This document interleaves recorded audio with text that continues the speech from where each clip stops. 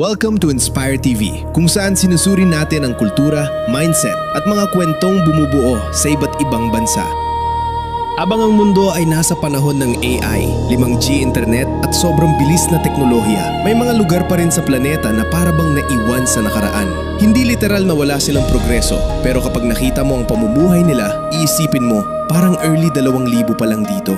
Walang sobrang modern na skyscraper sa lahat ng lugar. May mga internet pero hindi ganun kabilis o ka-accessible.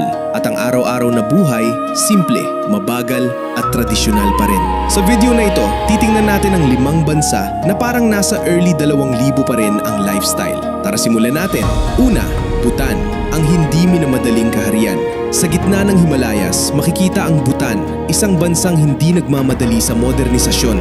Dito, hindi pera ang tangunahing sukatan ng tagumpay, kundi kaligayahan ng tao. Sa maraming lugar sa Bhutan, tradisyonal pa rin ang bahay at kultura. Simple ang transportasyon.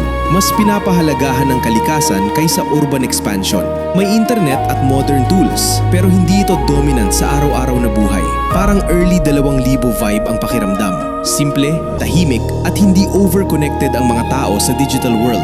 Dito, ang buhay ay hindi fast-paced, kundi intentional at peaceful. Pangalawa, Cuba, ang lumang panahon na buhay pa rin.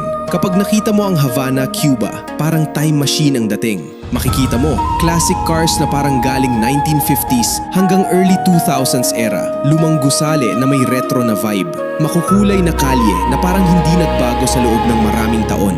Dahil sa economic limitations sa mahabang panahon, hindi ganun kabilis ang modern development. Ang internet ay umiiral, pero hindi kasing accessible tulad ng ibang bansa. Pero ang kapalit nito, malakas ang community culture. Buhay ang musika at sayawan sa kalsada, at ang simpleng pamumuhay ay normal pa rin.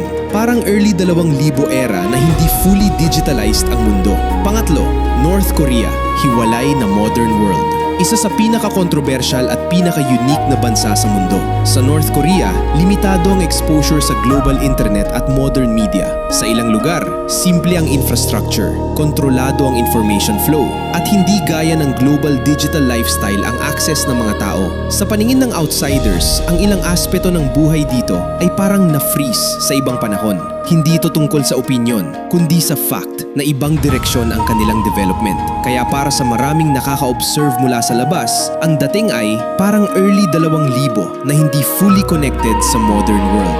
Pang-apat, Ethiopia, rural areas, simple at tradisyonal na buhay. Sa rural areas ng Ethiopia, makikita ang isang napakasimpleng lifestyle.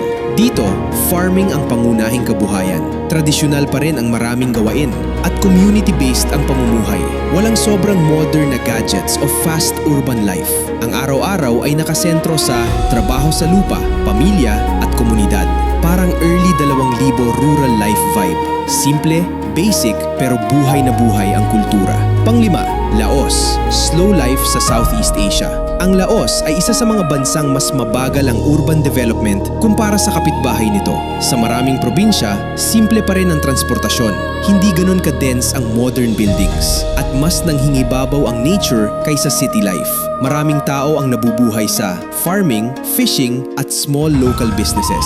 May internet at modern tools, pero hindi siya dominant sa lifestyle ng karamihan. Ang vibe dito ay slow, calm, and simple living. Parang early 2000s era na hindi pa fully dominated ng social media at smartphone culture. Kapag tiningnan natin ang mga bansang ito, isang bagay ang malinaw. Hindi pare-pareho ang bilis ng mundo. May mga bansang sobrang bilis ng progreso, may mga bansang dahan-dahan lang, at may mga lugar na pinipiling manatili sa simple at tradisyonal na pamumuhay. Pero ang tanong, mas maganda ba ang mabilis na modern life o mas peaceful ang simpleng buhay na hindi hinahabol ang oras? Walang tamang sagot. Kasi sa dulo, ang tunay na sukatan ng buhay ay hindi kung gaano ito ka-modern, kundi kung gaano ka-kontento ang mga taong nabubuhay dito. Kung gusto mo pa ng mas maraming content tungkol sa culture ng mundo, huwag kalimutang i-like, i-share at i-subscribe sa channel natin, Inspire TV.